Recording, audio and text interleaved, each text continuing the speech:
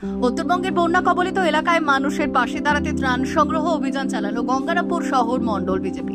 শুক্রবার শহরের বিভিন্ন প্রান্তে সাধারণ মানুষ ও ব্যবসায়ীদের কাছ থেকে ত্রাণ সংগ্রহ করলেন বিজেপি নেতা কর্মীরা। এদিনের কর্মসূচিতে উপস্থিত ছিলেন গঙ্গারামপুরের বিধায়ক সত্যেন্দ্রনাথ রায়, বিজেপি নেতা অশোক বর্ধন, দিলীপ বিশ্বাস সহ অন্যান্য স্থানীয় নেতৃবৃন্দ। গত কয়েকদিন ধরে ভয়াবহ বন্যায় বিপর্যস্ত হয়ে পড়েছে উত্তরবঙ্গের দার্জিলিং ডুয়ার সহ একাধিক এলাকা। এই বন্যায় প্রাণ হারিয়েছেন বহু মানুষ, গৃহহীন হয়েছেন অসংখ্য পরিবার। এই পরিস্থিতিতে দুর্গতদের পাশে দাঁড়াতে রাজনৈতিক দল থেকে শুরু করে বিভিন্ন স্বেচ্ছাসেবী সংগঠন এগিয়ে এসেছে।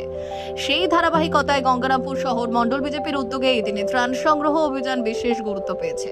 বিজেপি নেতৃত্বের পক্ষ থেকে জানানো হয়, সংগৃহীত ত্রাণ সামগ্রী দ্রুত বন্যা কবলিত এলাকায় পৌঁছে দেওয়া হবে এবং দলের কর্মীরা সরাসরি দুর্গতদের হাতে তা তুলে দেবেন। আমরা উত্তর বাংলায় নাগরাকাটা, দার্জিলিং সহ বিভিন্ন জায়গায় যে ভয়াবহ বন্যা হয়েছে, সেই ভয়াবহ বন্যার জন্য অত্যন্ত দুঃখিত।